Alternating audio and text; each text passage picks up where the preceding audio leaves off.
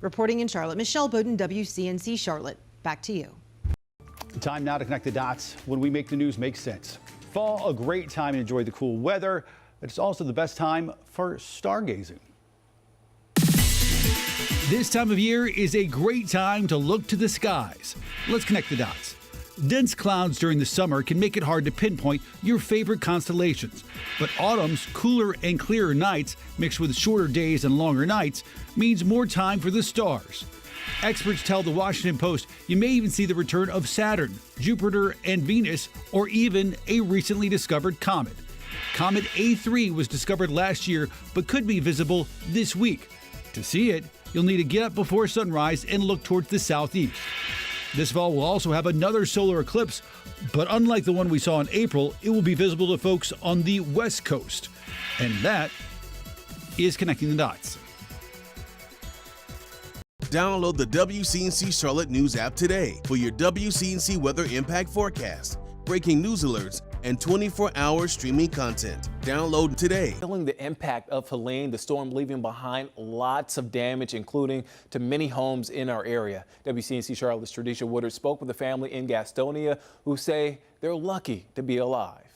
A bump in the night. I was actually asleep in my room. It shook this home and everyone inside it. It just woke me up out of bed and everybody was freaking out. I had to calm them down. Joshua Drum then finding the root of the issue. I was surprised this one even came down. You know, just when it fell and hit the house, it just like shook the whole ground. It was so big. This massive tree snatched from the ground and slumped on top of their home. I'm 6'5", and that thing's got to be like 10 feet tall, you know, as far as the base. Drum says he was prepared for a storm, but not at this capacity, with the tree falling not too far from his bedroom window. Actually, where the tree is laying, my room is right there. I can see it out my window, but my window didn't bust or anything, thank goodness. Drum says with a tree this size, things could have been a lot worse. Just took some of the roof off and pretty sure it's destroyed that shed and stuff that was over on the side, but won't know until we get it out of here. He says while they're thankful no one was hurt, they're looking forward to the next hassle, cleaning up the debris. They said that they'll send like somebody out here. He said everybody's okay and they're safe, and like I said, neighbors are pitching in together, just trying to get,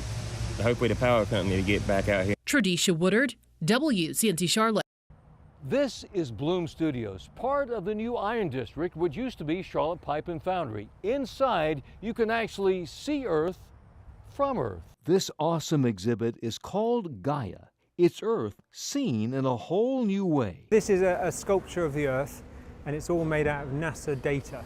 So it allows the public to see the Earth as almost as though they're floating in space like an astronaut. Luke Jerem is the artist who created Gaia, a name from Greek mythology meaning the personification of Earth.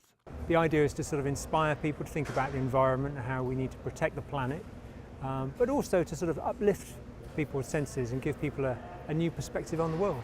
Unlike the moon, which has been visible for millions of years, Earth has been seen in its entirety only once, and that was from the Apollo 17 moon mission back in 1972. If you were to look at the moon would have to be, sort of maybe 200 yards that way for the right scale. But yeah, it will give you a sense of that. And there's going to be all sorts of amazing events taking place underneath this sculpture over the coming weeks. Gaia provides us the chance to see our planet in 3 dimensions. And with the proper angle, you can hold the whole world in your hands or look in awe at our fragile planet. It's amazing when you see it. You just realize how big Africa is. I mean, it's absolutely colossal. And also you notice that there are some angles when you see this artwork that you just can't see any land mass at all. The Pacific Ocean is massive. So this will give people a new perspective on our planet. The Gaia experience is like you're an astronaut looking down at Earth. Larry Sprinkle at Bloom Studios, back to you. Well, it's just hard to believe when you see the images coming out of these areas in the Carolinas. I was in upstate South Carolina over the weekend, and on Saturday, no gas between Spartanburg and Gastonia. It's terrible. There were people, I got gas in Gastonia, and at the service station I was at, there were probably 50 cars. Wow. And I was talking to some people, and they were filling up their gas cans. Had come all the way from Kings Mountain in that area to get gas. Yeah, that's a devastating situation. Luckily, at the moment, things are calm here when we say big prayers and do our best to help all those people in need. across the southeast, especially folks here in the Carolinas. Fair weather clouds out there in Monroe. What a great shot there from our Mr. Sparky Carolina Camera Network. Fair weather cumulus clouds in Monroe and Rock Hill, looking at Kannapolis and also out at the Charlotte Motor Speedway. So no issues out there. Temperatures low 80s. River levels starting to remain elevated in some spots. Many starting to finally recede. A few showers across the region today with the fair weather clouds after the moment. Along the stationary boundary, we're starting to see a few showers develop. Had a little bit of active weather earlier today, but no storms, light rain showers. Not expecting stormy weather over the next 24 hours. Dry air moves in, a big expanse of high pressure back to the west, and that is good news. At the moment, we do have some active weather, some light to moderate rainfall over there between Asheboro and Southern Pines, and a few showers approaching the North Carolina mountains. Everything basically moving off to the northeast. A line of showers over the mountains of Tennessee, but these are not heavy rain showers. They're not storms, and that is good news considering what happened. Futurecast we take through the afternoon. You can see some heavy rain approaching Raleigh and Southern Pines. That's around 4 o'clock. In our area, there may be some showers over towards Morganton, over towards the Asheville area. Unfortunately, don't need more rain there. And then we get to about 7 this evening. We have a line of showers stretching from Rock Hill to over towards Gastonia up to Salisbury and the Charlotte metro area. Some heavier precipitation, Morganton and Taylorsville. That's all the way up through about 8, 9, 10 o'clock tonight. Then we see a break in the shower activity. And so I would say today we have a coverage of maybe about 30%. Temperature-wise, 75 degrees up in Statesville, 79 at Lancaster, South Carolina, Boone 67, and reverse the numbers, we're 76 degrees right here in the Queen City under those fair weather clouds. Hour-by-hour forecast right around 80 degrees. We'll say low 80s for high temperatures today with a few areas of light rainfall in the upper 70s around 6 o'clock this evening with partly cloudy skies. We'll take a look at long-range futurecast. Watching the Gulf of Mexico, there's a potentially developing storm system very similar to Helene, but this time this storm system more than likely will stay away from us and make most of its impact as we into Florida. But a lot of things could change between now and Saturday as we head into the upcoming weekend. Rainfall chances over the next several days. Today some isolated showers, and for the most part we're dry weather all the way into the upcoming weekend as we check that Gaia Roofing 7-day forecast. Low 80s across the region today. It'll be about 80 tomorrow, 82 on Wednesday. Thursday afternoon staying in the low 80s, and if you could take Friday off into the weekend, that's going to be pretty close to perfect. Friday afternoon, we're 81 degrees near 80 on Saturday. And check out Sunday afternoon. Just about some really fall temperatures. We're going to be in the mid-70s by Sunday, and it looks like it stays in the 70s all of next week. Sarah? Weather impacts everything. Stay prepared with WCNC Charlotte's Weather Impact Team. That is one ominous-looking storm. Chief Meteorologist Brad Panovich and the entire Weather Impact Team delivers the win. Sunday and Wednesday are going to feel the hottest. The impact. Winds 60 miles an hour. And what you need to stay safe and weather aware. Head to the interior room, away from those outside walls and windows. Stay aware of weather that impacts you by downloading the WCNC News app now.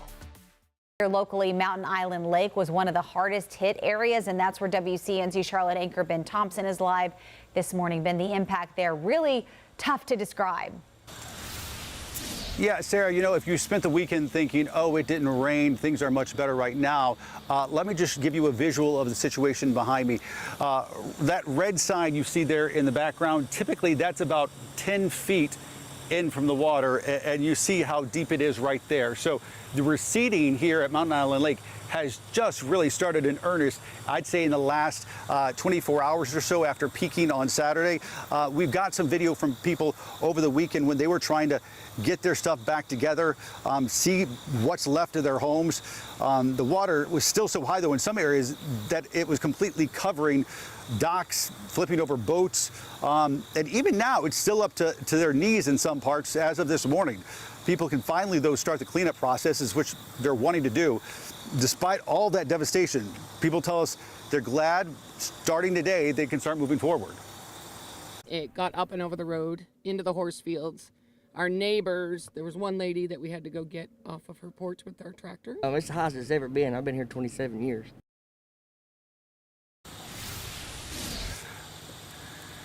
a sense of community here in the Carolinas, of people helping each other, helping their neighbors, and also a sense of gratitude here along Mountain Island Lake because they know, and a lot of people know, that the situation up, say, around Asheville and Boone is just absolutely atrocious. That said, people here still have a long way to go. Over on Riverside Drive, just across where I'm standing, still a lot of damage there. That whole area still blocked off as of this morning. Sarah. All right, Jane, thank you. We start the news at 5 with a busy day on the campaign trail right here in North Carolina. Lieutenant Governor Mark Robinson holding an event after a rocky weekend for the Republican gubernatorial candidate and former President Donald Trump's running mate, J.D. Vance, making 2 stops in Charlotte. That's how we start the news now. Thanks for joining us. I'm Colin Mayfield. And I'm Vanessa Rufus. Our team coverage starts with WCNC Charlotte's Helene Hagwood, who is joining us in Boone with more on Robinson's message to voters following that bombshell article from CNN. Lieutenant Governor Robinson was defiant, vowing to fight back against the allegations and taking aim at the media, hoping to get his campaign back on track. Lieutenant Governor Mark Robinson back on the campaign trail Monday after bombshell allegations threw his candidacy for governor into question. I want to know what he has to say, and that's the main reason that I came out here today. And I came in time so I could get a good seat. At a meet and greet with supporters in rural Watauga County, Robinson remained defiant, denying making any of the racist or explicit comments outlined in the CNN report, and telling reporters he'd be willing to sue to clear his name. We're considering legal action against CNN about the story that they put out. We have not formulated our exact plan yet, but we are in talks about that, and we're very serious and intentional about doing it. But securing the election will be an uphill battle as Robinson works to shore up voter support and regain the confidence of party leaders, who now worry his candidacy in battleground North Carolina could put the Trump campaign at risk. What can you do to prove that you were not on those sites? Again, we're not going to fight that out here because that's what CNN wants us to do. While crime is spiraling out of control, you folks want to focus on tabloid trash, and quite frankly, I am sick of it. And every time I get in front of you, I'm going to cut you off and tell you, you need to refocus. I asked Lieutenant Governor how he plans to move his campaign forward after several key staffers left. He says that, in his words, applications for replacements are pouring in. Reporting in Boone, Helene Hagwood, WCNC Charlotte. Question everything and verify. So whatever your background or your faith tradition, whatever your convictions, I call on us to pause and to breathe and to trust that wherever there is breath, there is life. And wherever there is life, there will always be hope. And I humbly ask you now to allow me to pray for all of us. Lord God, the tragedy and chaos of life causes us to be afraid and to despair and to grieve. We lift before you these fears, our worries, and our grief in lament and call upon you to hear us. Hear us and help us. Bring us together and unite us so that we use our resources for those who are in need and alleviate the suffering of our citizens. Through our collective efforts, bring justice and create peace. Calm our weary souls and inspire us to the ultimate task of the human experience, the task of service. For there in those places where we serve one another, your breath of life is at work to bring healing and restoration to all people. To you, O God, be all the glory and honor. Amen. Amen. Thank you, Chaplain. Just a few introductory remarks. We do have some numbers. You may have remember some of these on Friday. These are outages, meters. We have about 3 million electric meters in the state. On Friday, we had 1,300,000 out. Saturday, 1,200,000. Sunday had 904,209. And Monday, we had 745,593. So it's going down steadily. As of Sunday, Dominion to break those numbers out a little bit, had 99,677 meters still out. Duke had 468,647. Santee Cooper, which provides through transmission, their transmission is restored, but the co-ops had 177,269 still out. So we're making progress. Unfortunately, we've now gone up to 29 deaths as of this morning related to the storm, and we ask you to keep those families and loved ones in our prayers. Progress is slow. Again, as you know, one of the things that's slowing us down is the choke points. We got all these electrical lines down. The soil was wet. The trees went over. The winds were adequate to knock the trees down. They knocked the power lines down, so we have power lines tangled up with trees and limbs, and it is dangerous to go in and try to clear that out yourself if you are not a power lineman. That is why the power companies must go in first and assess that before the chainsaw crews can get in.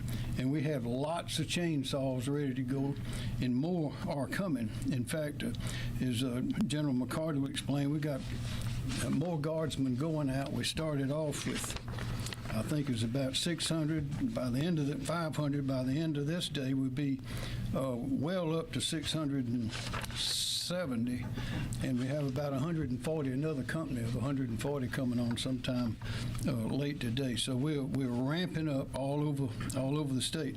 A couple of things to mention. We ask people not to listen to rumors. Don't get your information from these unofficial sources, because 99% of the time they're wrong. And there were a couple of them that were circulating recently and causing fear and concern among people in Columbia, and that is that the Columbia water system was going out, the wastewater as well as the drinking water. Well, none of that's true. It was stated that everyone was evacuating the facility and all that. And I think the mayor and others had a press conference earlier today to knock down those rumors. I spoke to the mayor a minute ago. He says he thinks they got those rumors knocked down, but there'll be another one coming right behind it before long. So please get your information from official sources.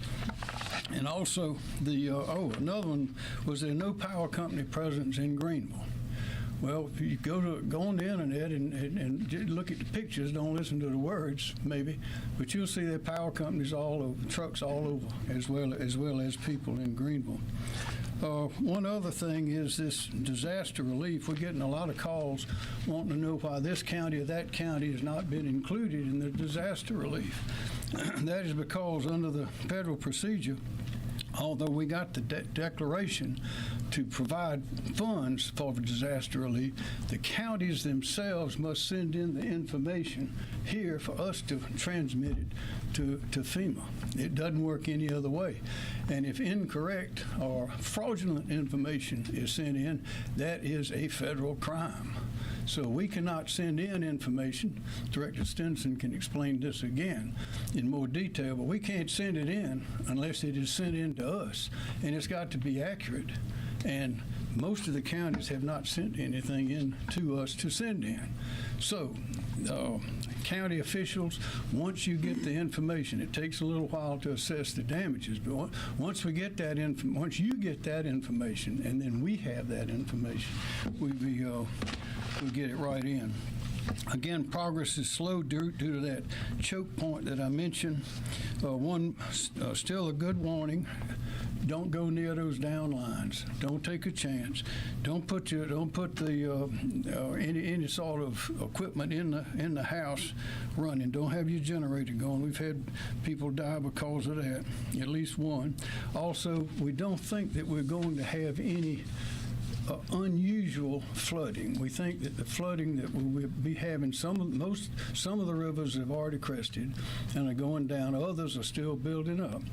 In Columbia here, the Congaree will be, I don't think it's crested yet. Maybe it's about to crest. We'll hear about that in a minute. But we don't expect any downriver unusual water going up outside of the floodplain. Also, I mentioned the National Guard. We are fully conversant in dealing with FEMA.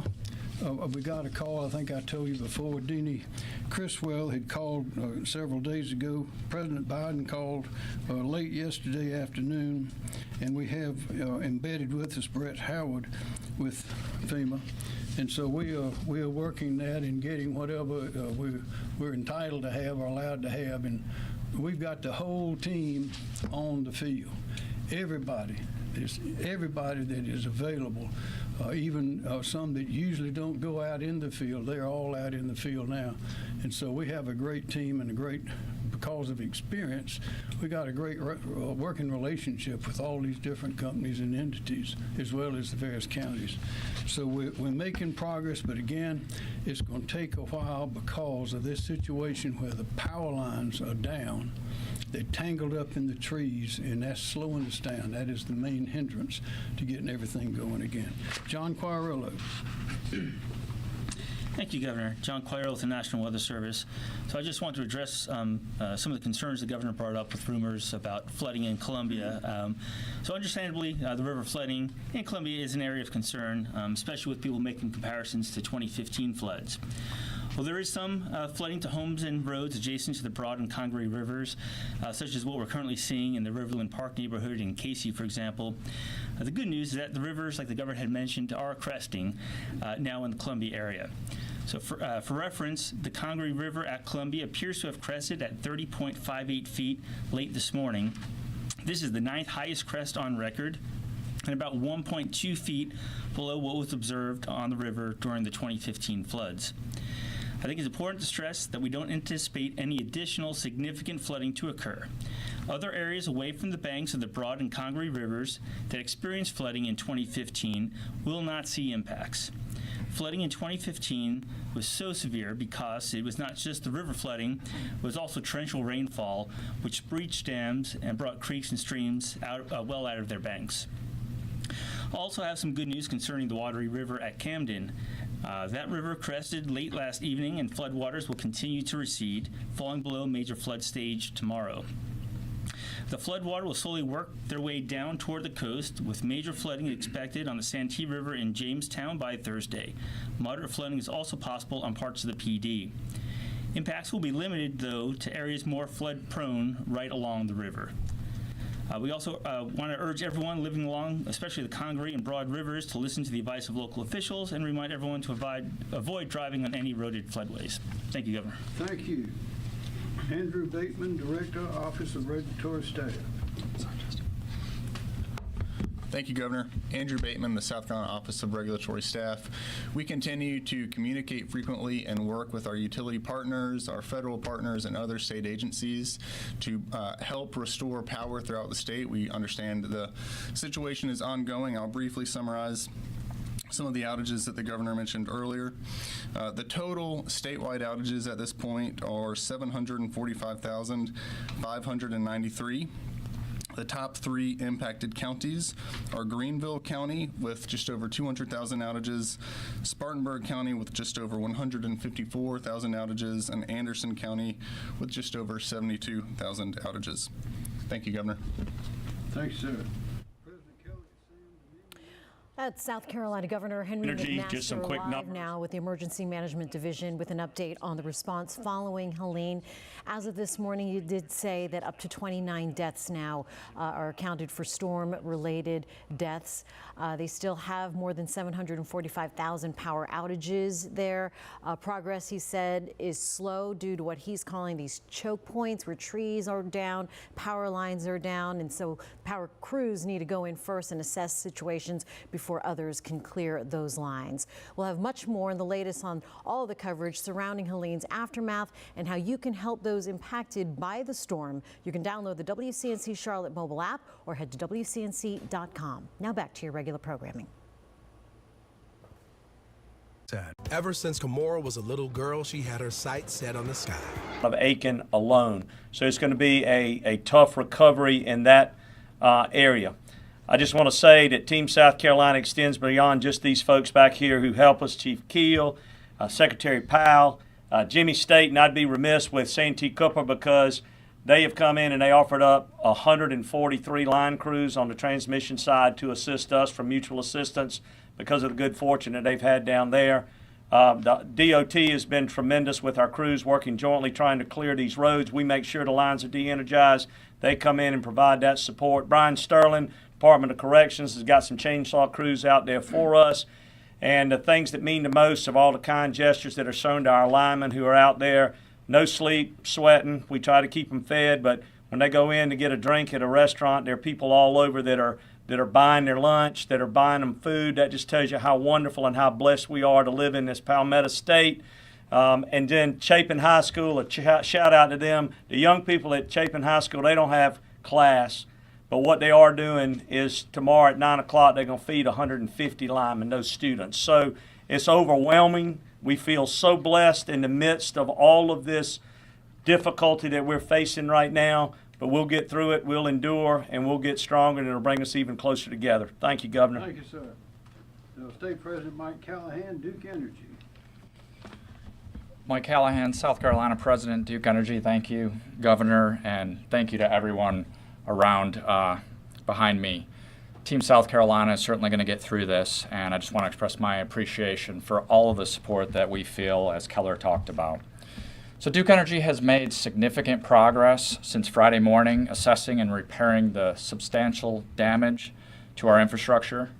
I just had a briefing on that progress and some numbers for you. The number of customers without power continues to come down, now approaching about 450,000. As of yesterday afternoon, that was 530,000, so significant work there. And that compares to about 625,000 that were without power as the storm left the region on Friday. The poles, wires, and even some of the substations that make up our transmission system experienced significant damage. This infrastructure must be repaired before service can be restored to neighborhoods and businesses. So for example, we had 108 transmission lines that were out of service yesterday, and we have brought back 40 of those into service today. We had 117 substations out of service yesterday, and we brought back 35 of those this morning. And to date, we have restored about 50% of the substations that were damaged by the storm. So the team is hard at work on rebuilding this infrastructure that really serves as the backbone of our system to take power that's generated at our plants and ultimately deliver it to our customers. In terms of resources, we have nearly 6,000 skilled line workers and support personnel on the ground now in the upstate and working strategically as we assign these workers where they are needed most to restore power in an efficient and safe manner. Yesterday, we began sharing with our customers that we expect to have power restored to the vast majority of our customers no later than Friday evening, with the exception of areas that are inaccessible or unable to receive service. And to be absolutely clear, that doesn't mean power will be out for everyone until Friday. It just means that the very last customer that we can restore might be as late as Friday night. But we'll see many customers continue to come online well before that. And the work that we are doing and will continue to do until the last customer has power takes time, as the governor said, and we appreciate the patience. We know how inconvenient this is, how disruptive this is to people's lives. I'd like to end on something that we're focused on every day at Duke Energy. Governor, you mentioned safety. We ask that all drivers in the upstate move over, slow down considerably when they see emergency service, first responders, and utility workers on the side of the road. The move over laws in South Carolina are meant to protect workers, like those working to restore power, from life-threatening injuries. We also ask that members of the public avoid approaching utility workers in the field or entering their work zones as they clear debris and restore power. They have a hazardous and time-consuming job to do, and that requires their full attention to safety. So we just ask that everyone continue to support us in that effort. And thank you again. Thank you, Mike Callahan. President and CEO Jimmy Staten, Santee Cooper. Jimmy Staten with Santee Cooper. Our retail business, as you all know, was not part of we weren't in the direct line of destruction from this storm, and so we were able to restore all of that service on Friday. Our transmission system, however, was hit fairly hard, but not nearly as hard as what Duke and Dominion, the cooperatives, and several of the municipalities in the state have had to deal with. Working collaboratively with the cooperatives, we were able to get our last delivery point on our transmission system on yesterday. So our system is fully functioning now.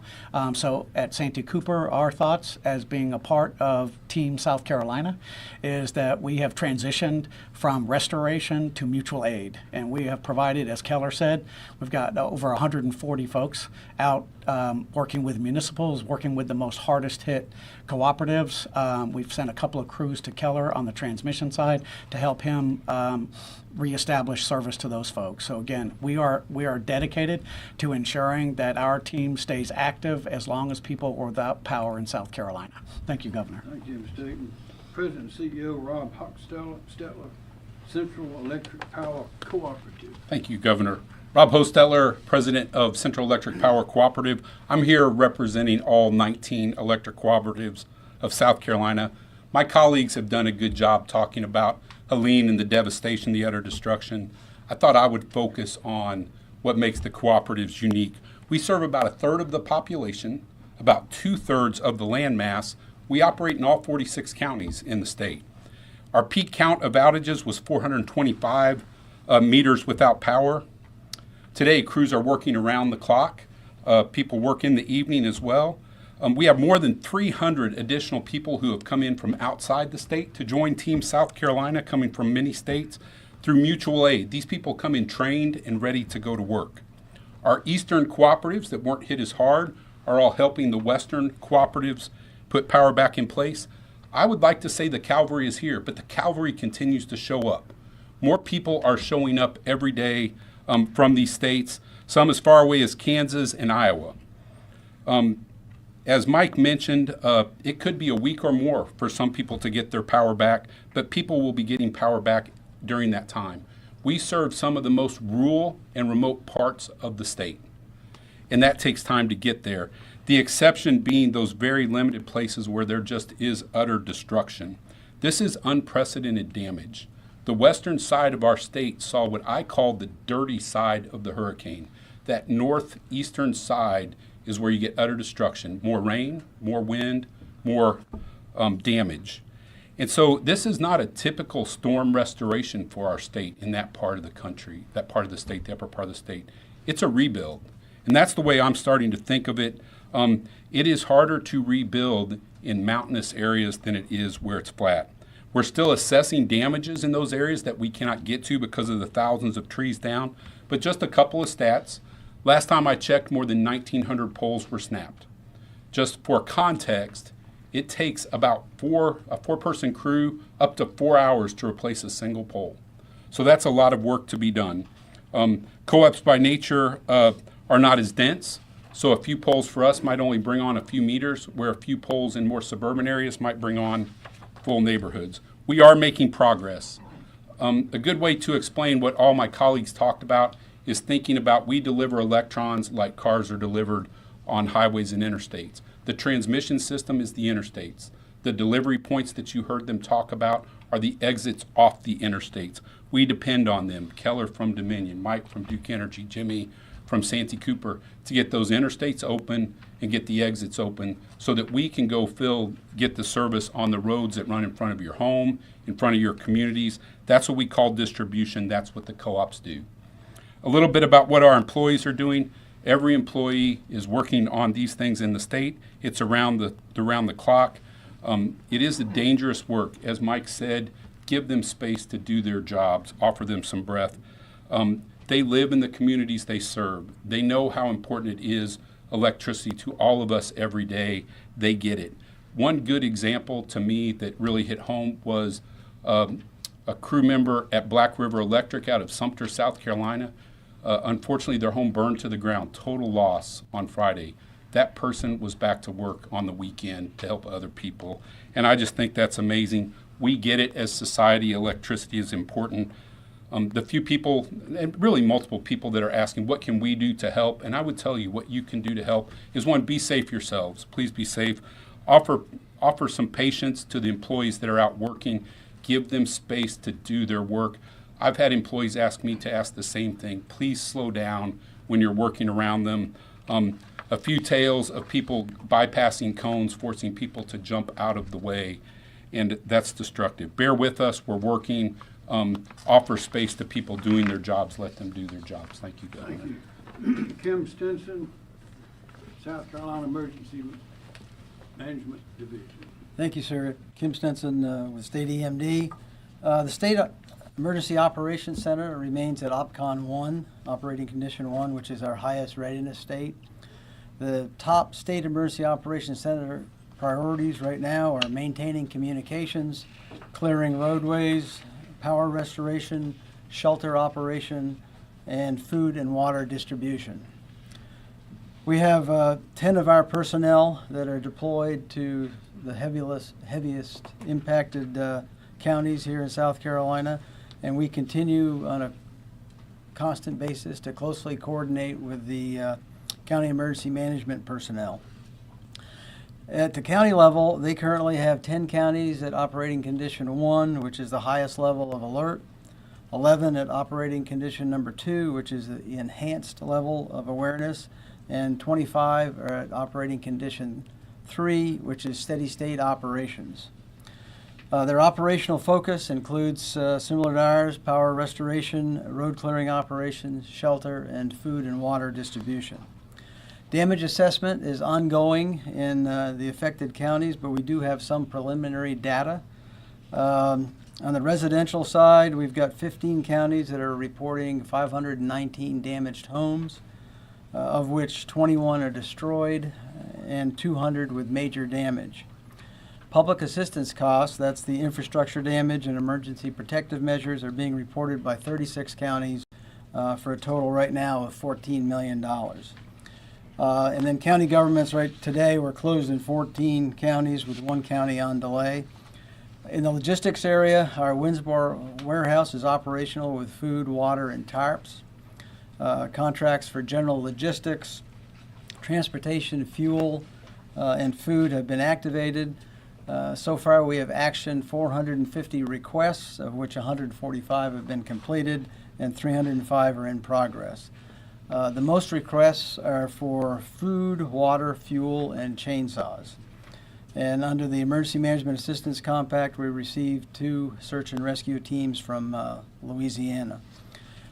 We also have our public information phone system is operational for residents to call in with any questions, and the number is 1-866-246-0133.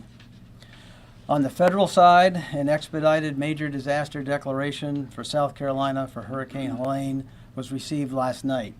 And the expedited declaration includes 13 counties for individual assistance. That's Aiken, Anderson, Bamberg, Barnwell, Cherokee, Greenville, Greenwood, Lexington, Oconee, Newberry, Pickens, Saluda, and Spartanburg counties. Then 12 counties for public assistance, and that's debris and emergency protective measures, were Aiken, Anderson, Bamberg, Barnwell, Cherokee, Greenville, Greenwood, Oconee, Newberry, Pickens, Saluda, and Spartanburg counties. All counties are also eligible for funding under the Hazard Mitigation Grant Program, which funds mitigation projects designed to limit the effects of future disasters, and that can range from wind retrofits to elevating homes. Counties can be added later for both individual or public assistance once damage assessment activities have been completed. Normally, there is a more deliberative process in requesting federal disaster assistance, which involves conducting joint damage assessments with FEMA personnel, which can take several days and sometimes even weeks. As an example, joint damage assessments with FEMA following Tropical Storm Debbie in August took nearly 2 weeks to complete. With Tropical Storm Helene, it was clear that there was significant damage, and so we thought it best to expedite the request to at least start the process to receive federal assistance faster than normal. Accordingly, the expedited request was based on residential damages reported here at the State Emergency Operations Center, storm-related fatalities, heavy power outages, and vulnerability of affected populations. And we do have a federal coordinating officer, Brett Howard, who is here to coordinate that federal assistance as it becomes available. Thank you, sir. Thank you. Major General Van McCarty, South Carolina National Guard. Thank you, Governor. Major General Van McCarty, the Military Department of South Carolina. As the Governor initially said, we have over 600 soldiers who are currently deployed for state active duty. We are in the process of bringing on additional personnel to ensure that we have the resources to meet the demands of the state. We continue to have significant aviation assets to support all needs, to include the SC Heart mission that has been uniquely used in this particular case. We, through the Emergency Management Assistance Compact, we EMAC'd 2 UH-72 helicopters and 2 CH-47 helicopters to North Carolina. 2 of those UH-72s are part of the SC Heart mission, the Helicopter Aquatic Rescue Team. They rescued 20 folks in North Carolina yesterday, so they made a difference. They saved lives. As we continue to bring on forces, we are also in the process of EMACing additional forces to South Carolina from the state of Florida. A unique EMAC for us, we're bringing in an Air Force but Air Guard resource from Florida. It's called a Red Horse unit. It's a small unit, but it brings a lot of capability as it relates to what we need right now, and that's debris clearing capability. So we look forward to having those soldiers or airmen from Florida tomorrow. We're also in the process of looking to other states to bring in additional resources, and we will adjust those resources as the situation requires.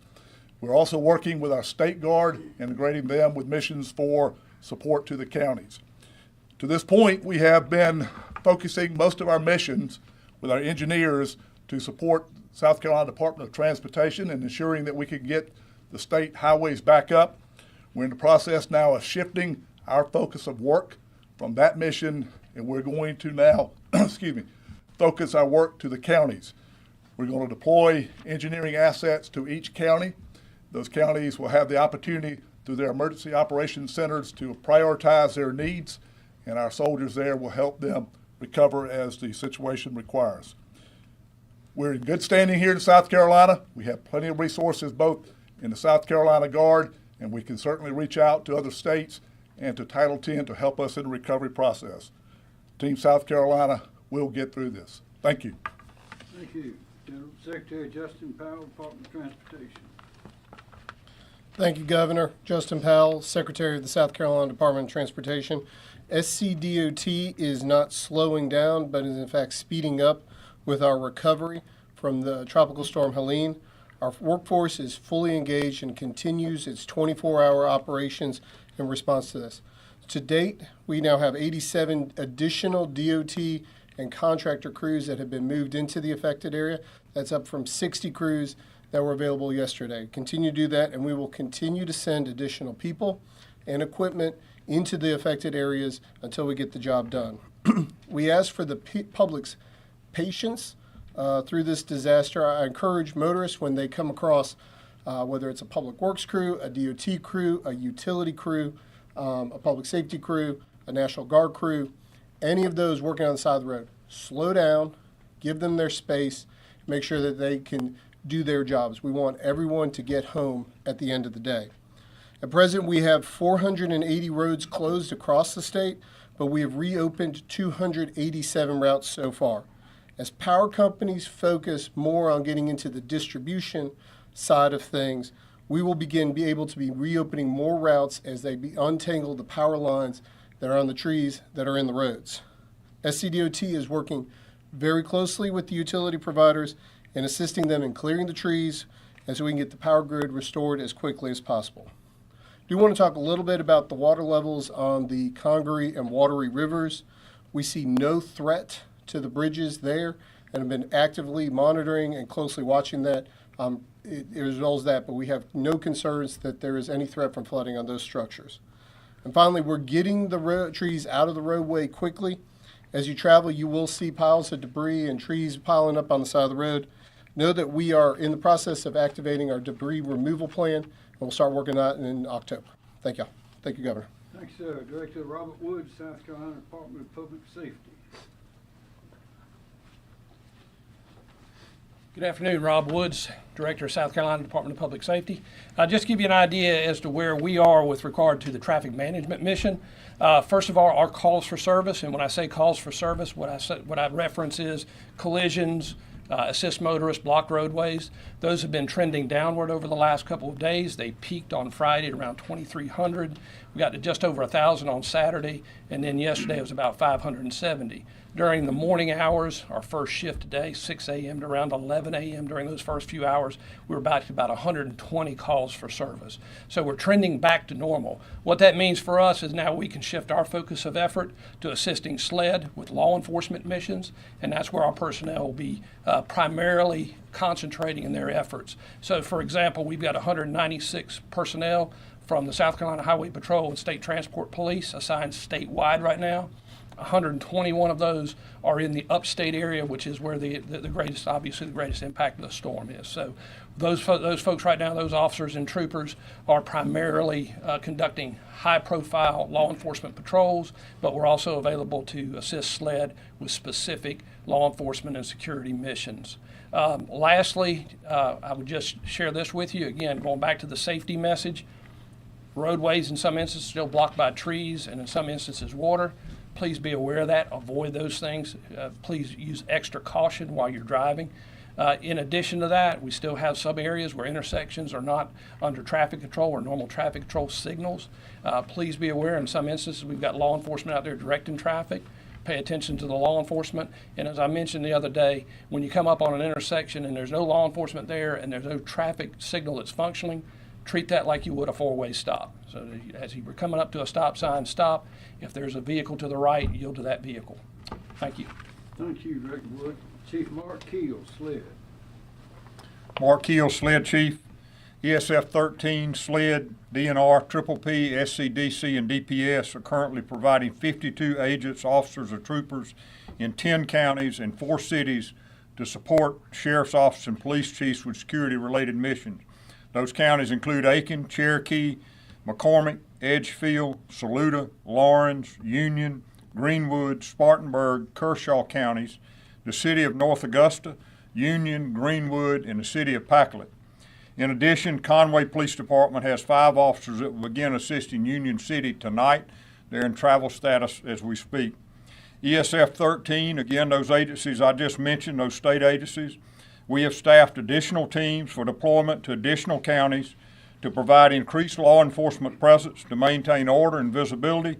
We're anticipating using an additional 132 law enforcement officers. This will involve the counties of Abbeville County, Cherokee County, Allendale County, Anderson County, Barnwell County, Bamberg County, Edgefield County, Greenville County, Hampton County, Lawrence County, Lexington County, McCormick County, Newberry County, Oconee County, Pickens County, Union County, and Spartanburg County. We're also assisting with food drops and distribution locations to secure those resources until they are distributed out to the citizen. We have all our aviation assets are available for missions or assessments, and we will continue to maintain contact with our local law enforcement partners and respond to any requests they have for additional services. Thank you, Chief Keel. Director Emily Farr, LLR. Thank you, Governor. Emily Farr with the Department of Labor Licensing and Regulation, here to provide an update on the state's firefighting and search and rescue efforts organized through our Division of State Fire. In response to requests from the counties, our search and rescue and firefighting missions are continuing to support missions in the upstate counties with urban search and rescue teams and fire department resources through firefighter mobilization. As of today, we have 228 personnel assigned throughout the upstate. They are providing access to conduct welfare checks during our search operations. We also have one FEMA team that arrived from California last night, and they are operating in Greenville County today. We expect another FEMA team also from California arriving later today that will be operating in Oconee and Pickens counties. I did want to make note of some really important safety notes during this time. Anytime that we see power outages, there's always concerns about generator safety and using candles. So really important messages for those of you using generators or for your neighbors or friends that may be using them. Make sure never to run a generator inside of your home. If you're using a portable generator, having a battery-operated or battery backup carbon monoxide alarms in your home if possible. The effects of carbon monoxide poisoning are dizziness, breathlessness, confusion, or loss of consciousness. Be sure not to overload the generator. Before refueling it, shut it down and allow it to cool, then refuel the generator. Try to keep it at least 20 feet from doors, windows, and vent openings into the home, and never use it in an attached garage. For candle safety, if you're using candles, be sure to check your smoke alarms to make sure they're operational. Consider using battery-operated flameless candles if you can, or of course flashlights. If you are using candles, be sure to put them in a sturdy candle holder and on a flat surface. And as always, do not leave open flame candles unattended. We're working really hard to push this message out as much as we can in partnership with EMD and others, but these are very important safety notes for all of our folks without power. Thank you, sir. Thank you, Director Clark. State Forester Scott Phillips. Good afternoon. The Forestry Commission is currently continues to support road clearing operations in the Piedmont of South Carolina. Our incident management team continues to support EMD's points of distribution mission, which is delivering food and water to affected areas within the state. The agency is also working on a damage assessment for South Carolina. We got airplanes in the air currently looking at what is the damage to our forest in South Carolina. We are implementing a state forester's burn ban effective tomorrow morning. So Tuesday, October 1st at 6 a.m. The purpose of that burn ban is to relieve strain on first responders that are currently out there working in the field. As the governor said a while ago, we need to keep all the players on the field out there. And so we don't need to be pulling away our firefighters from road clearing missions or emergency response to go to fires, debris fires in somebody's yard. We will reevaluate the need for that burn as power and access are restored into the damage affected areas. Thank you. Thanks, sir. Director Mike Leach, Department of Social Services. Thank you, Governor. Mike Leach, DSS. As of 2 p.m. today, South Carolina currently has 16 total shelters open, 10 general population shelters, and 6 medical needs shelters open across the state, supporting around 206 individuals currently. We continue to work with Department of Public Health with operation of these sites with Red Cross and a few other organizations. And we continue to work on feeding programs. We have a mass feeding sites currently available in the following areas: Aiken County, which is servicing Aiken, Edgefield, and Barnwell counties, Saluda County, and the southern part of Richland County, Gadsden area. And those are being operated by the Salvation Army. And just want to thank the communities and churches and businesses that are working with their local communities and the citizens to make sure that there is feeding and water. Thank you. Thank you. Dr. Edward Seymour, South Carolina Department of Public Health. Thank you, Governor. Good afternoon. Dr. Ed Simmons, South Carolina Department of Public Health. First, wanted to give an update on our healthcare facilities. Thanks to great work from our utility partners, all of our hospitals have had power restored and are fully operational and open, so that's very good news. We still have nursing homes and assisted livings and other facilities that are running on generator power. We are working closely with them. All of their patients are being well taken care of. They have adequate food and fuel, and we, again, are checking in on them regularly. From the medical needs standpoint, Director Leach mentioned that we have the medical needs shelters. Those are for people who have medical equipment and need a secure source of electricity to run that medical equipment. If you think you might be needing one of those, please call us at 1-855-472-3432. Again, 855-472-3432. We will work with you to identify what your needs are and then get you to one of our shelters if that's appropriate. I will also note, we know there's a number of people who need medical oxygen, and that has been a challenge. We have secured a supply of medical oxygen, the small bottles, the personal size bottles of those, and are currently transporting that to the upstate in a number of different areas and working with our counties and the medical facilities up there to develop a distribution plan, and you'll be hearing more about that very soon. Finally, just a couple of public health issues to be thinking about. One is food safety. If you have food in a refrigerator or a freezer without power, it's time to throw it out. Please make sure you put it in a secure container so wild animals don't get into it, but that food is no longer safe and unfortunately needs to go. Also, please make sure that if you have standing water that you're able to drain, get rid of that. We're very concerned about mosquitoes and mosquito-borne illness after this storm. The less standing water we have, the less mosquitoes we will have. And finally, if you're working in your yard, you're working to clear debris, be careful of heat illness. The heat index is going to be in the mid-80s in the upstate the next several days. That's certainly hot enough if you're working hard to develop heat illness. Make sure you're drinking water, taking frequent breaks, and if you start to feel overheated, find a cool location to cool off so you don't succumb to heat illness, which can have serious outcomes. With that, sir, thank you very much. Thank you, Ed Summer. Interim Director Myra Reese, South Carolina Department of Environmental Services. Thank you, Governor. Good afternoon, Myra Reese, Department of Environmental Services. The team at DES have been very laser focused on the following areas of responsibility and priorities, beginning with dams. Our dam safety program is not aware of any significant issues with our state regulated dams because of Helene. We are continuing our post-storm assessments, and as a reminder, we were looking at the dams that were located in counties that received significant rainfall greater than 8 inches, and we identified about 200 dams. The counties they are located is Pickens, Greenwood, Lawrence, Oconee, Abbeville, Aiken, Anderson, Edgefield, and Greenville. We have assessed the condition of about 104 dams. 45 of those we were able to get to the site and have staff assessments. The remaining 59 were self-reports from the dam owners. The concerns with overtopping of dams have greatly diminished. However, debris accumulations in spillways is a concern both now and in weeks to come as runoff from rainfall washes into reservoirs, including limbs and debris. So this is a message to our dam owners.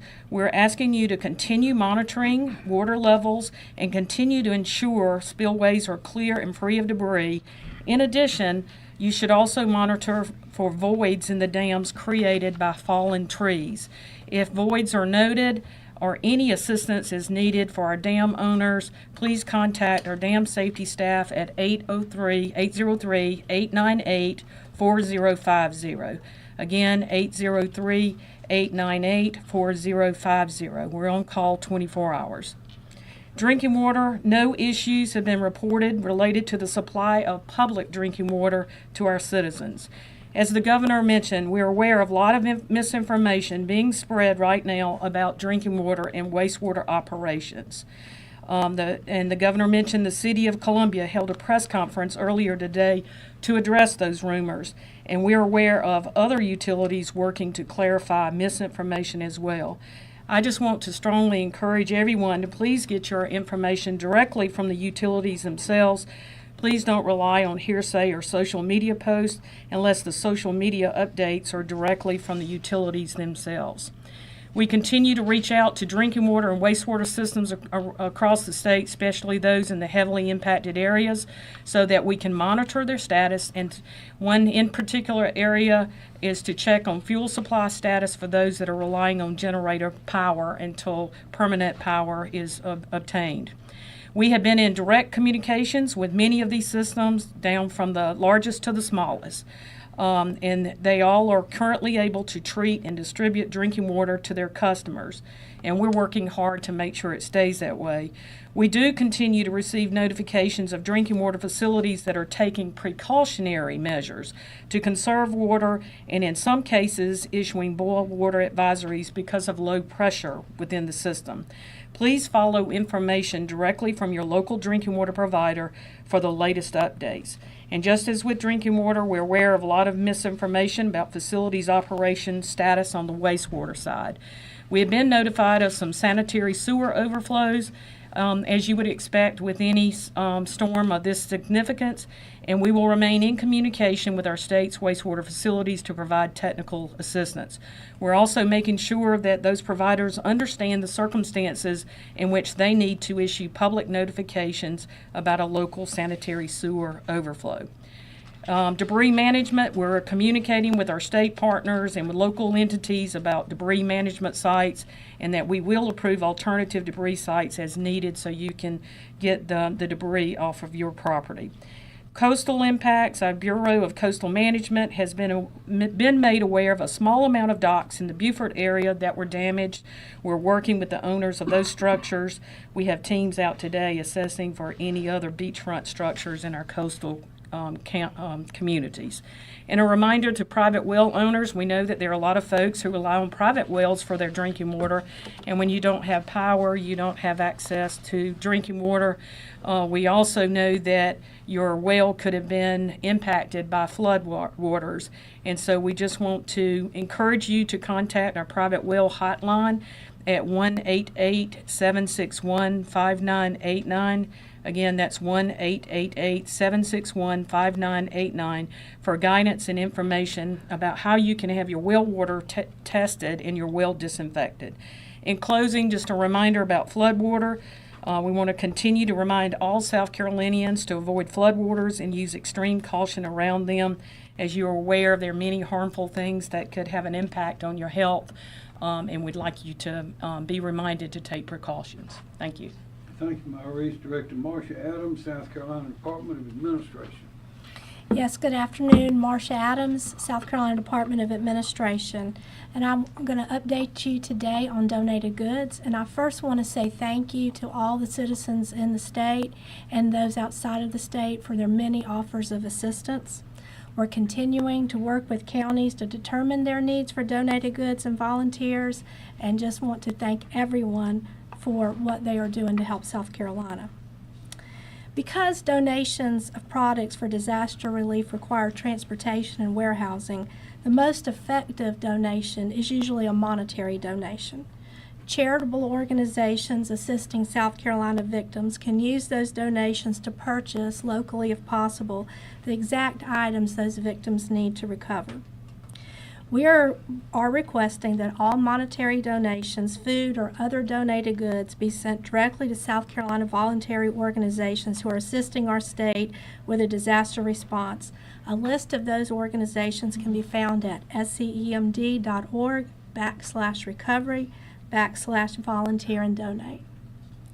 For people interested in volunteering, you can also visit that same website where there is a link to volunteersc.org to register to volunteer. Many volunteer opportunities require specialized training, and we want to ensure that all volunteers are safe during the response and recovery activities. Please do not self-deploy, as unexpectedly showing up at a location will create an additional burden for first responders.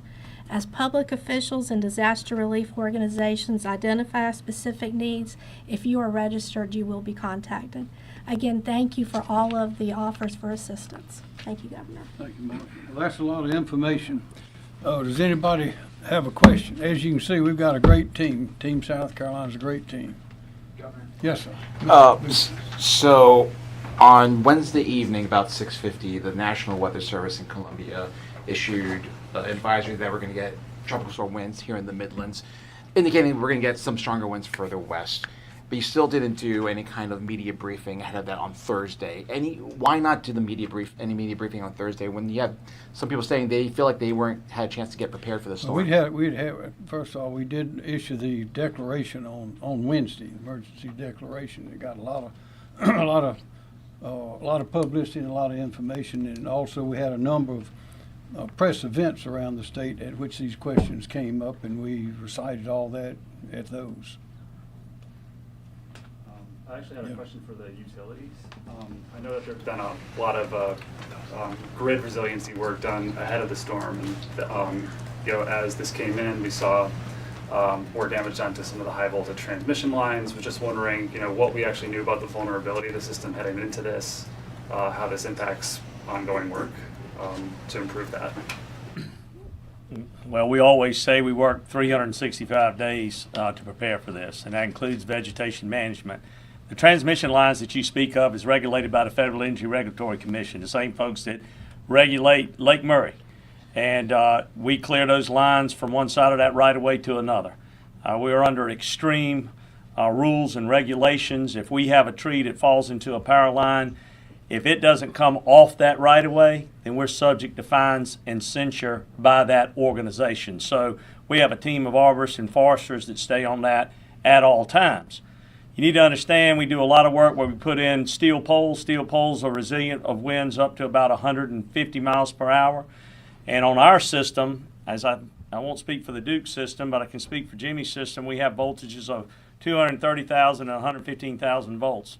We have also what we call sub-transmission, which is kind of transmission distribution is 46,000 volts. Some of that is wood poles. Wood poles, you get a 70, 75 mile per hour winds, which is what we had. You're going to have problems. That's kind of like the same thing with the distribution. So that's basically where we've got trouble. We don't have it where we kind of did our grid resiliency with the steel poles, and we replace those as we go in, as the state grows, and as we go in there and have issues. So that's a 365 days. Some lady sent me an email saying, why didn't y'all go out and make the system safe before the hurricane came? And it's just, that's impossible to do. We're doing it every day with the work that we do. Some of the folks that complain the loudest about the lights being out are the some ones that complain the loudest when we go in there to do the tree trimming. So we just, that's just human nature, and we accept that, and we understand that, but we're always working to inspect, patrol, and maintain both our transmission and distribution assets, as well as our dams that we use for hydro generation and our power plants.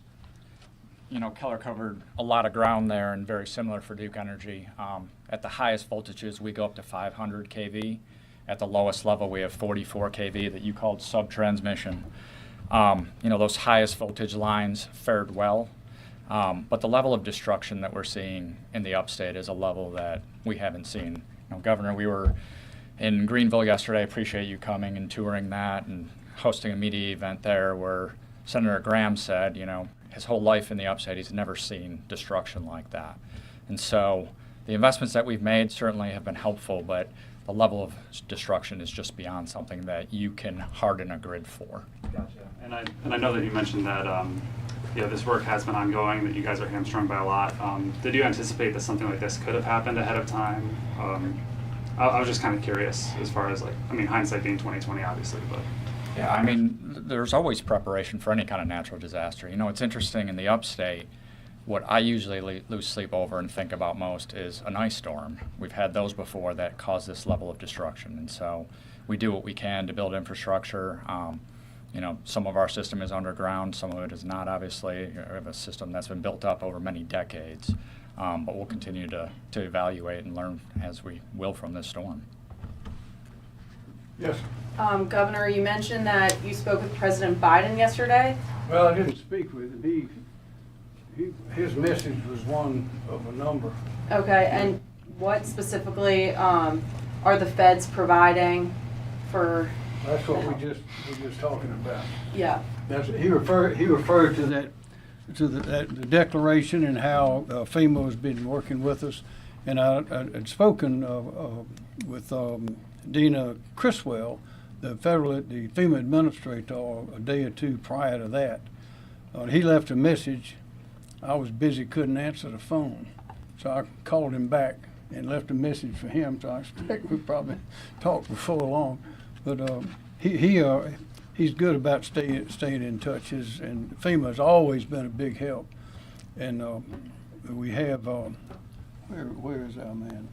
Right here, sir. Come on over and let him take a look at you. Tell them what you're doing, please. Okay, sure, be glad to. Hi, I'm Brett Howard. I've been appointed as the Federal Coordinating Officer for Hurricane Helene. Currently, as you heard through this, we've got 2 USAR teams that one is employed, one is on the way. That encompasses about 90 personnel for both 45 that are on the ground. I've got staff that are inbound to start getting out into the communities that are impacted by this disaster that have the declaration in those counties. We need them to start registering. I have an IMAT team, and I need to give you numbers for that. I don't think anybody has asked, so if I could, I'll get to that in just a second. I have an incident management assistance team that is helping me bring in the federal resources the state and the survivors are going to need.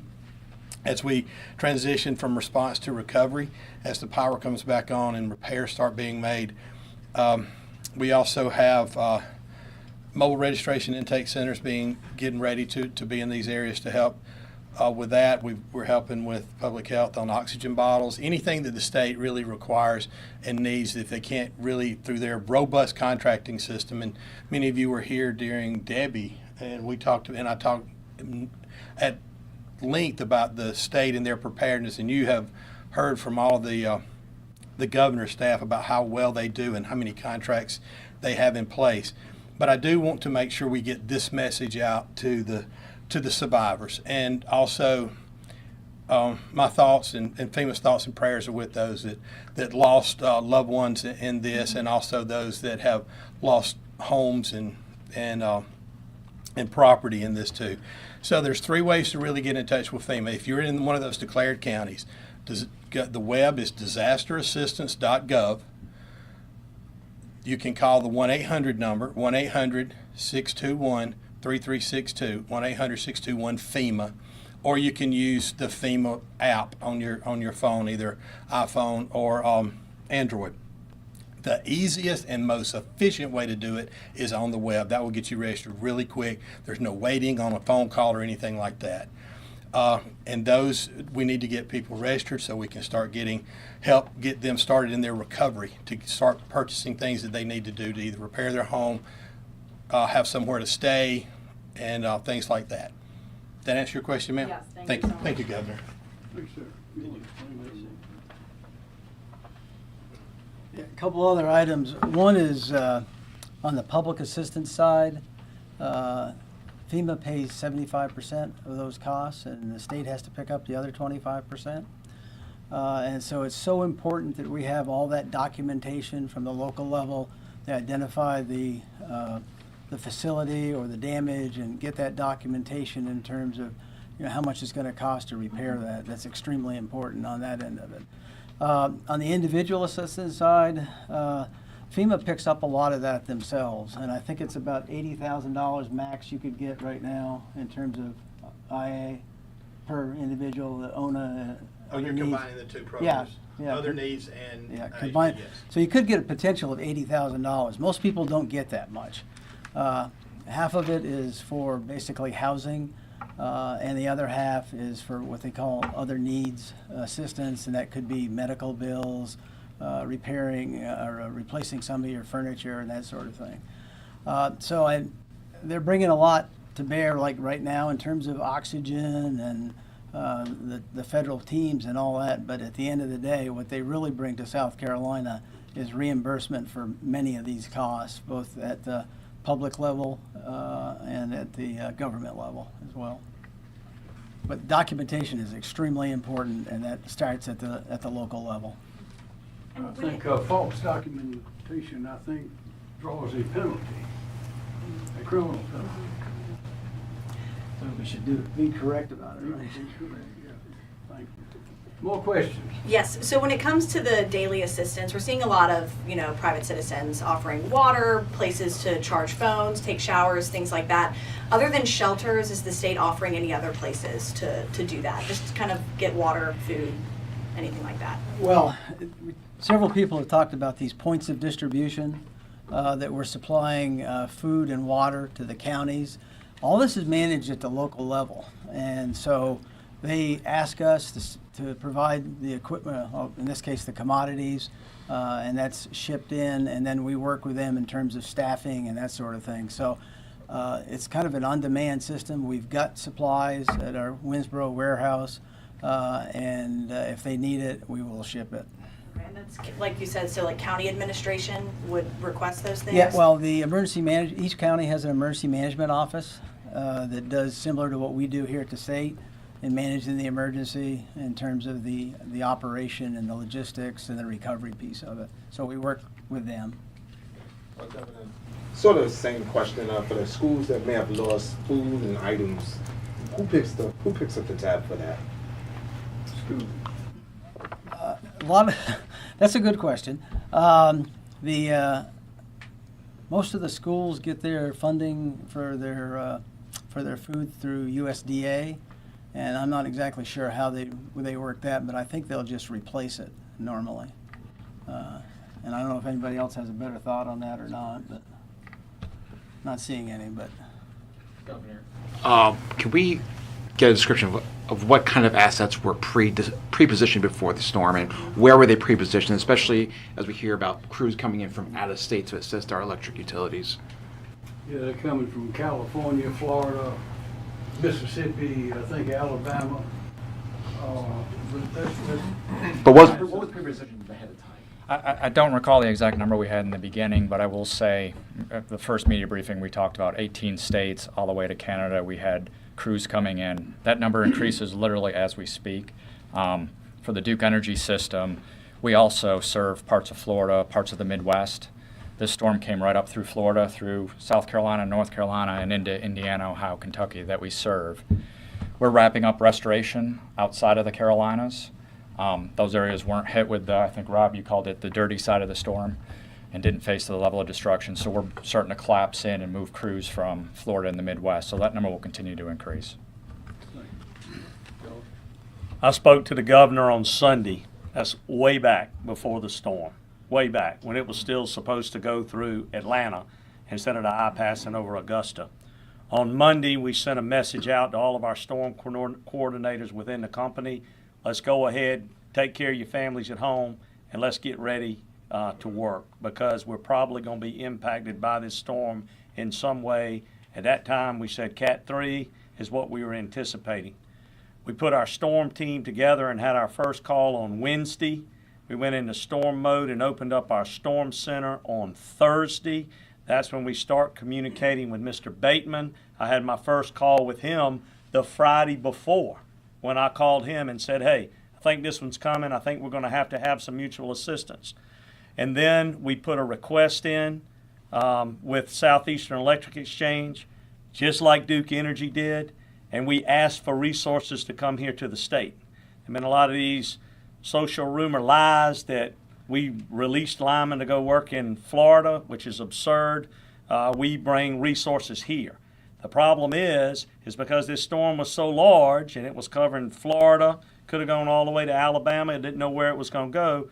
None of those utilities within close driving proximity were releasing crews, and neither were we, and neither did we.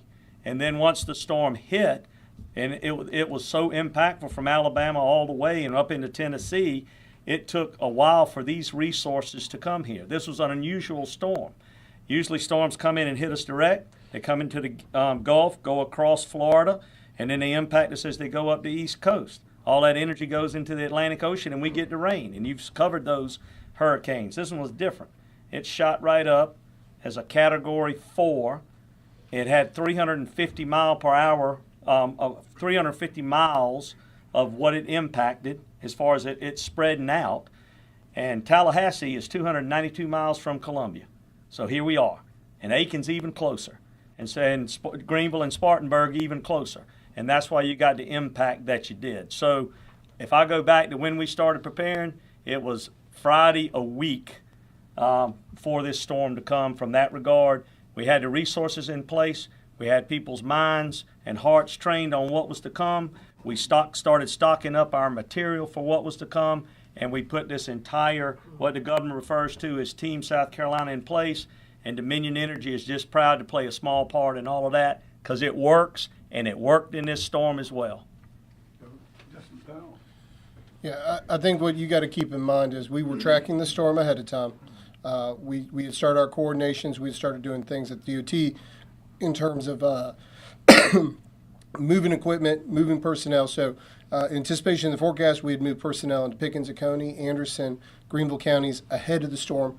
We put our crews on 24-hour operations, so they were there. They didn't have to go to the yards and cut their way in. Our crews were cutting their way out, and so they were immediately responding as soon as those 35-mile-an-hour winds came down and started working from there. And then as any storm happens, you've got to be able to adjust to the conditions of what actually happens. And in this case, we had to do that, and that's we've been able to surge because we had those resources prepped and ready to go into the zone. Justin, do you have any sense on when the roads might be cleared? So I think what we're really following is the power companies are kind of the main linchpin in this whole process for us. So one of the big things for us is if it's tangled up in a power line, the trees over there, we got to wait for them to come in, ground it for us. And so we've been working very closely with them. In fact, today is a good example in the North Augusta area. Dominion and our crews were working hand in glove. We're operating the chainsaws, going from there.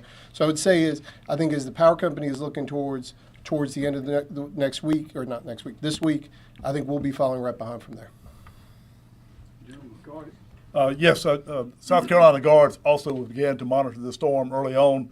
After the governor issued his executive order, we brought on 75 soldiers and high water vehicles, the LMTVs, anticipating this to be initially a water event where we may have the need to send in personnel to rescue people that may have been stranded. Very consistent with what we've done in the past with Tropical Storm Debbie and on the coastal region. So we went to that degree to get ready. Immediately after the storm hit, we realized that we had a different storm to contend with. We had already brought in our engineers that are in the headquarters at the 122nd Infantry Battalion in Edgefield immediately began to do what we call immediate response. They had to be able to dig themselves out so they could begin to poise themselves for the missions that they have been conducting now since then. So we leaned ahead, but the storm, as you've already heard, was a lot more impactful than what we had initially anticipated, but it was a planning process based upon what we knew that we enacted upon. Do you have any idea about cell phone towers and how many of those are down, and if that's just power related or if some of these towers need to be rebuilt? Any telecom information here? No, Andrew Bateman, Office of Regulatory Staff. I do not know how many cell phone towers are down. That's something I can look into and get that information to you, though.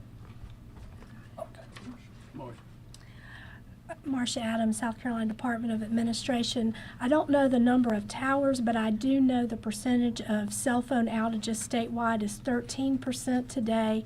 That's down from 18% yesterday, with the highest concentration of those outages in Abbeville, McCormick, and Lawrence counties. Are we seeing any gas shortages anywhere, and if so, in what counties? Hey, thank you. Andrew Bateman, ORS.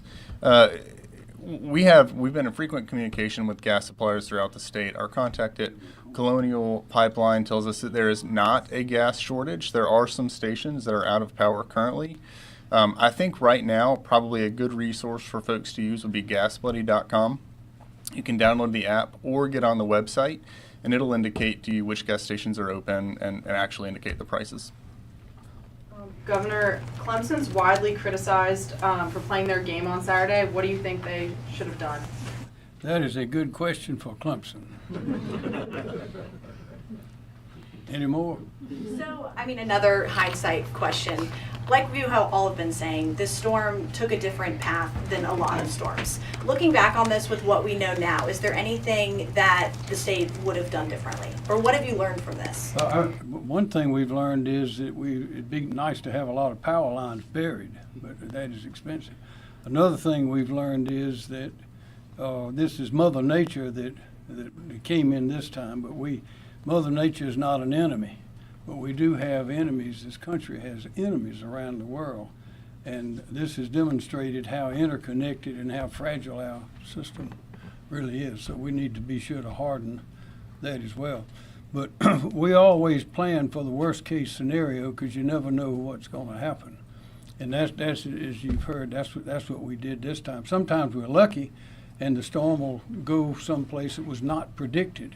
That is, we thought it might be coming at us, and it veered off. Wasn't as strong when it got here because it went across land.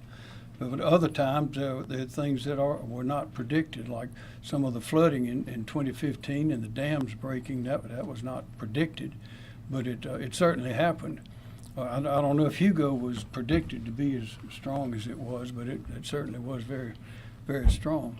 But again, we anticipate the worst and hope for the best, and sometimes the main predictors are out in Colorado.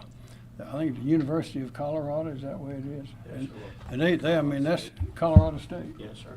You can see their predictions. I mean, it looks like a plate of spaghetti sometimes with all these different routes. And so we watch all that and try to make the right decision. But generally, the what we urge people to do, I'm getting back to part of another question, is get your information from official sources, because there's so many rumors, some of them we addressed today. There'll be more coming around tomorrow. But your TV stations, your established TV stations, for example, those are good sources of information. And in this case, they were wall to wall watching this storm and trying to anticipate where it was going. So that's the good kind of information to watch. And also the Department of the Emergency Management Division has a brochure that's given out at what grocery stores is it? Where is it? Yeah. The hurricane guide? Yeah. Kim Stenson, State EMD. Yeah, the hurricane guide is widely distributed. It's on our website at scemd.org. It's on our emergency manager app that you can download, and it's available at welcome centers and Walgreens and coastal DMVs. And it is an excellent source of what to do if this, that, or the other happens. And we got them at the house. I urge everybody to get a copy of that. It's good. 2 more questions if you'll have them. When it comes to, you mentioned burying power lines. Is that something, do you see more talks about that infrastructure change happening in the future? Yes, Lindsey Graham brought it up yesterday in lessons learned. There's some other states, I think, that are municipalities that have thought of that. Some of them are doing it. It's very expensive depending on where you are. But we've been trying to get some buried in downtown Columbia, but very expensive. Maybe this may help a little bit. But in some states, they, again, in thinking ahead, lessons learned, some states, I think Florida, to get a building permit, if you're a gas station or something like that, you have to have a generator, have to have generator power. For cases like this, you can see if we, and usually the private market will take care of that, because people want customers to come in if they know that the gas station will be pumping, and that's a good thing. But that's something that I think some of the businesses might want to consider as well. They require it by law in Florida. I don't know if we'll do that here, but it'd be a good thing to do. Last question. Roughly how many miles of line do we have there above ground? Wouldn't you know, Joe would ask. That's a good question. For Dominion Energy, 3,500 miles of transmission, 26,000 miles of distribution. And I will say about the undergrounding, it's expensive. It is expensive. And if customers are going to pay for it, or you're going to put an unfair burden on some South Carolinians that maybe are unable to pay, the way it works for us, we have it in our franchise agreement with municipalities in a matching program so that they can go out and put some of the lines underground. You've seen it in the Vista here in Columbia. You've seen it going up towards Columbia College up North Main. And it's been put to use. Go down and look behind the Capitol on South Main. It's another example of it. And it works from that standpoint. I will also say that you'll go out there and the people whose lights will come on the last will be people with underground power where the tree roots have uprooted that underground cable and has it in the air, and you'll see it. Or where the tree has come down on top of a switchgear or a pad-mounted transformer. So you always, as the governor said, you just got to take it in balance and see where are the best places, how you can distribute it, and how you can best pay for it. I was just going to say my team can get you that information. I don't know exactly how much underground. Is that, you want to know how much underground, how much would need to be buried? To bury all of it? Well, how much is above ground that in theory we need to? Thousands of miles, as you would expect. But in Horry County, Georgetown County, we are working with the communities in each of those areas where they contribute a certain amount of dollars. We match those dollars, and we have systematically been undergrounding at the beach levels now for a number of years. So we're starting to see the value of that investment. But as Keller and Mike have both said, it's an incredibly expensive process, and so we're doing it slowly so that we can keep energy affordable and yet reliable. And another point is, that is expensive, but what is this that we're doing right now? This is fairly expensive as well. Yes, sir, go ahead. If you'll let me. For the cooperatives, we do have 1,000 miles of transmission, but we just tap the interstates that our peers own, and about 79,000, 80,000 miles. But some places have done underground, and I would make sure everyone knows that. Keller mentioned it, Hilton Head Island, all underground. Places that get hit normally are putting power lines underground. This, again, was a spot that was unexpected, and on the dirty side of the hurricane, it is just really tough. It's crazy expensive to put power lines underground. Well, y'all, thank you very much. We're not out of it yet. We have a lot of work. I'd ask you everyone just to be patient and realize that this great team we have is working to get things back humming and do keep your neighbors, friends in your prayers. Thank you.